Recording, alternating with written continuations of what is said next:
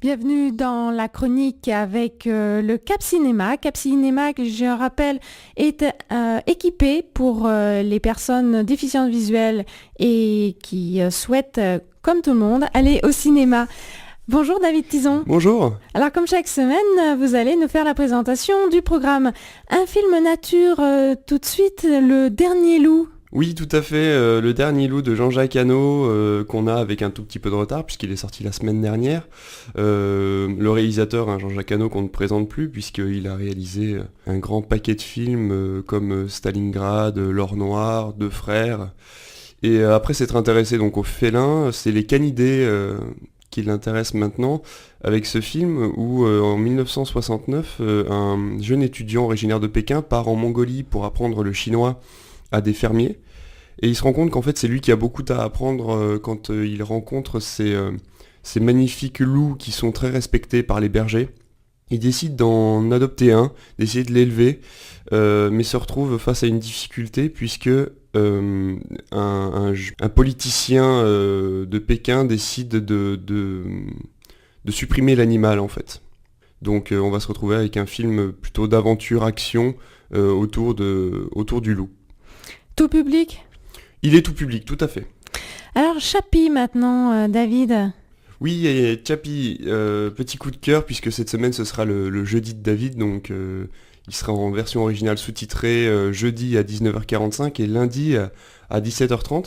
C'est un film réalisé par Neil Blomkamp qui, pour ceux qui le savent, a réalisé District 9 et Elysium récemment, qui sont deux films de science-fiction vraiment magnifiques.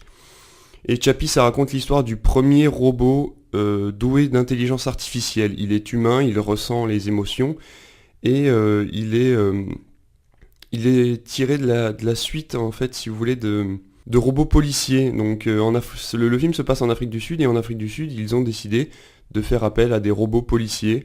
Et Chappie est le premier à pouvoir penser par lui-même. Il devient donc une menace pour l'humanité, mais devient aussi sa dernière rédemption également lorsqu'il commence à être chassé. Donc il y a un sacré casting puisqu'il y a Hugh Jackman, il y a Charlton Copley qu'on voit dans tous les autres films de Neil Blomkamp, Sigourney Weaver qu'on connaît bien pour la série Alien, et voilà. David Tison, il y a aussi la sélection des films ciné-bocage cette semaine. 3 titres.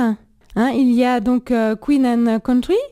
Oui, Queen and Country de John Boorman, c'est un film c'est entre comédie, drame et romance, ça se passe en 1952, et c'est l'histoire de Bill Rowan qui a 18 ans et qui a l'avenir devant lui, mais un jour, alors qu'il a rencontré, il pense, la femme de sa vie, il est envoyé en tant qu'instructeur dans un camp d'entraînement pour des jeunes soldats anglais qui doivent partir pour la Corée.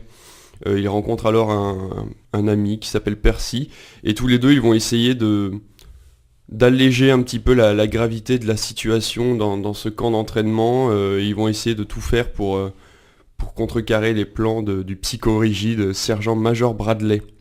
Voilà, donc c'est un film très sympathique qui était d'ailleurs passé au festival Jean Carmet à l'époque. Alors Félix et Mera.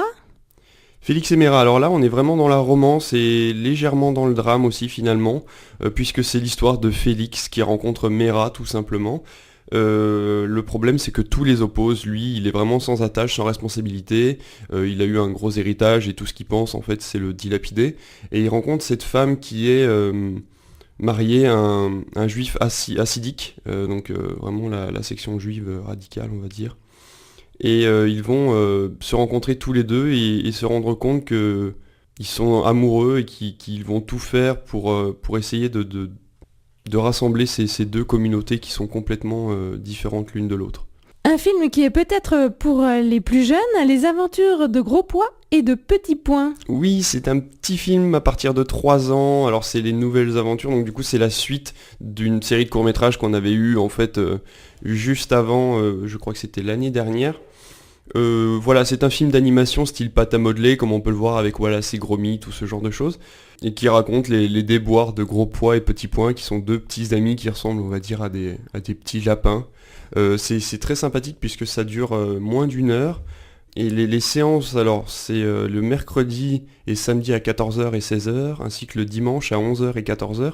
Ces séances-là sont moins chères pour les adultes puisqu'elles sont à 5,50 €. Et toujours 5 € pour les enfants de moins de 14 ans. Donc pour un premier cinéma, c'est vraiment l'idéal. Vous conseillez ce film à partir de quel âge?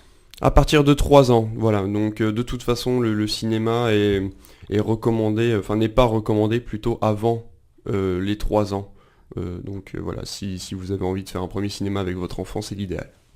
David Tison, donc personne n'aura oublié la journée internationale des droits de la femme le 8 mars. Et justement, Cap Cinéma propose une séance spéciale avec la Croix-Rouge. Oui, tout à fait, avec le film Les Insoumises. Donc la formation de la Croix-Rouge Auvergne vient au cinéma donc lundi à 17h30 présenter le film Les Insoumises qui raconte l'histoire de ces femmes qui ont décidé de lutter contre les traditions qui les violentent ou les privent de leurs droits. Donc ça va se passer en Inde, ça va se passer au Mali, ça va se passer en Thaïlande par exemple, même en France. On va suivre toutes ces femmes qui ont décidé de combattre les injustices faites aux femmes. Et ce sera suivi d'une rencontre avec donc, les personnes qui s'occupent de l'Institut de formation de la Croix-Rouge. Et vous pourrez discuter avec ces personnes-là donc lundi à 17h30. Donc lundi 9 à 17h30 à Cap Cinéma.